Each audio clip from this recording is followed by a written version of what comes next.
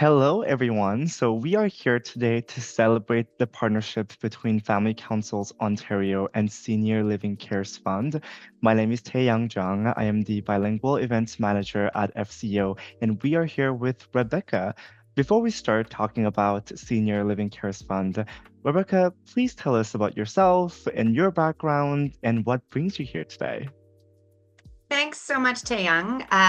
Happy to tell you a little bit about myself. As you said, my name is Rebecca. I am the Executive Director of the Senior Living Cares Fund, and I have been in this role for just over a year. I started in the summer of 2024. And before that, I was actually working with a senior living operator, one of the large long term care operators in Canada. I was there for nearly 20 years in a variety of different roles. I was a long term care administrator, I was a regional director, I worked at the head office on the communications team, and as the vice president of public affairs. So, saw a lot of different aspects to the senior living space. And in fact, I've been in and around and involved in long-term care and senior living almost my whole life. I actually started volunteering in a long-term care home, the Dearness Home in London, Ontario, when I think I was 12 or 13 years old. So working with seniors, working in senior living homes, particularly long-term care homes, is something that's very near and dear to my heart. That's amazing. Thank you so much for sharing that. I actually also, when I was really young, started volunteering at a senior living home. So that's funny enough how I started as well when I was really, really young. And yeah, you told us about how you guys started with Senior Living Cares Fund. And could you tell us about how that organization came to life? What were the um, first steps? And what is your motivation and inspiration behind the work that you do with Senior Living Cares Fund? We started during the COVID-19 pandemic. And in the early days of the pandemic, some of the operators in senior living got together and said, we really need to do something for the heroes who are in the early days of the pandemic, who were literally risking their lives to go into long-term care homes, retirement communities across the country, and provide much needed care to the residents who were living there. So a group of organizations came together and they decided to create a fund where they would be able to provide emergency financial assistance to frontline team members. Didn't matter which site that they worked at, where they worked in the country, didn't matter what they do. We wanted to be able to provide assistance to them if they were struggling. And I actually, with my previous employer, I sat on the board of the Senior Living Cares Fund when it was created. So I've been involved from the very first days. And we provided support to people who said, I am going into work every day. I want to keep going into work every day, but my kids are at home. So we were able to provide them with childcare assistance, somebody to take care of their children so they could go in and work in long-term care. We helped people who needed to fly their in-laws across the country to help their kids with their online schooling while they were going to work. We had team members reach out to us and say, I'm able to continue working, but we're really struggling to pay our bills because my partner worked in the hospitality sector and he immediately lost his job. So that's how we started. Our roots are in the COVID-19 pandemic and really in honoring and recognizing those heroes who provided so much to residents in long-term care and retirement communities. So that's where we started in 2020. We have continued since our early days. We are now a registered charity. We were able to get registered charitable status in 2021. And we do continue to provide emergency financial assistance to those frontline team members who need it. So now we're seeing things like there was a unregulated care provider, a resident care aide who I was speaking with recently, who tragically lost her home in a fire. So everyone's okay. She has two little kids. They're okay, but they lost absolutely everything. And it was the middle of winter. So we were able to provide her with some financial assistance so she could get the things that she needed to rebuild, to get new snowsuits for the kids so that she could get them back to school and get herself back to work. So those are the types of supports that we provide now in emergency financial assistance. In addition, in 2022, we started providing education bursaries. So if a frontline team member wants to go back to school, wants to continue their education, we're able to provide support with that. And we actually just announced our recipients of our 2025 Champions of Senior Living Bursary.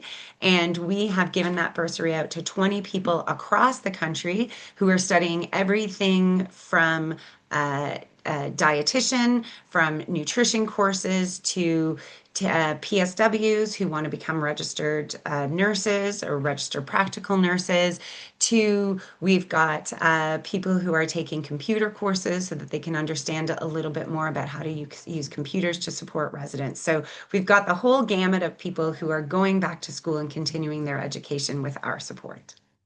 That's amazing. You are providing really, really important resources to caregivers. And that's what Family Councils Ontario, we are here for. We're here for obviously family council members in long-term care homes, but just caregivers in general and everything that we can provide to help them in their journey. And kind of in line with that, from your point of view, how do the work that Family Councils Ontario and Senior Living Cares Fund do, like, how do they align? And in terms of our partnership, what excites you about this collaboration and the future of this partnership? Great question. I really see a lot of alignment. I think both of our organizations are very much focused on ensuring and enabling the highest quality of care for Canadians and for people living in long-term care and retirement communities. So that is very much part of our mission. Our mission is investing in team members to enable the highest quality of life for Canadians in senior living. And I know certainly for Family Councils Ontario, you want to ensure the highest quality of life for people living in long-term care homes in Ontario. And I think that the way that we do that is by investing in those team members, because we know if we have team members who are caring, compassionate, well educated, really understand their role. They want to grow and stay in the sector, and then they're going to be providing better care and better support to the residents. So I think that there's a lot of alignment between your interests, certainly, and our interests, and supporting those caregivers. I like how you said that. I think the caregiver uh, sort of concept is quite broad. It's those family caregivers, which are incredibly important, but it's also the people who become family. Those Hmm. frontline team members, I think, you've had lots of experience, as you said, in long-term care, as have I, and many of those team members become like family to the residents. And so we want to honor and support and uplift them so that they can continue to provide that great care and continue to stay in the sector. We know that we need more people. We don't quite have enough caregivers and team members now, and we know that our needs are only going to increase with the aging demographic and with the ongoing needs. So we want to make sure that we are creating a sector that people want to stay and where others want to join, because this really is, I personally believe, one of the best sectors to work in. You get Hmm. the opportunity to really get to know the residents, really support those residents, and really help them not just with their daily needs, but also by helping them grow and thrive and, learn new skills and learn new things. So I really see a lot of alignment between our visions, between our missions. And I think that's also what I'm most excited about to that question. It's Hmm. the opportunity for us to grow together. We're still a relatively new charity, and I think that there are lots of opportunities for us to learn from Family Councils Ontario, learn from your family councils, their experience in the homes with the team members, and understand from them what other programs and services can we provide to frontline team members that will help them in their career trajectory, help them in their growth, and help support them in the work that they're doing. Absolutely, and I think that goes the same for us as well. There's so much that we can learn from you and Senior Living Cares Fund, and I can absolutely tell that we have the well-being of caregivers at the heart of everything that we do. So I'm super excited to see where this collaboration and this partnership can go. And kind of in line with that, something that we are working together this year for Giving Tuesday. We want to work together and reach our audiences. And I wanted to hear from you. What does Giving Tuesday mean? Maybe some people might not know what it is. And how can family council members be involved? How does this affect them? Well, thank you for the opportunity to speak about that. Giving Tuesday, for those of you who don't know, this year it is the first Tuesday of December, but it usually falls after American Thanksgiving weekend. Many people may be familiar with Black Friday, which is the Friday after American Thanksgiving, where people go out and get lots of good deals and go shopping. Then came Cyber Monday, which is where everyone goes out and spends money on their technology for the year. And then a bit of a response to that was Giving Tuesday. So after you've had the opportunity to go out and maybe pick up some new things for yourself, it's the opportunity to give back to charitable organizations whose mission and vision aligns with things that you are interested in. And so that is what Giving Tuesday is about. It's really an encouragement for everyone to just maybe spend a small amount of a donation, whatever you can, to give back to charitable organizations. The Senior Living Cares Fund is a registered charity, as I'd mentioned, and we really would encourage you to consider giving us a small donation during Giving Tuesday. We again take this opportunity to support team members who need that assistance. We can't do what we do unless we get contributions from generous donors, from generous sponsors as well throughout the sector. And this could also be a way that you can say thank you to a team member who has cared for one of your loved ones.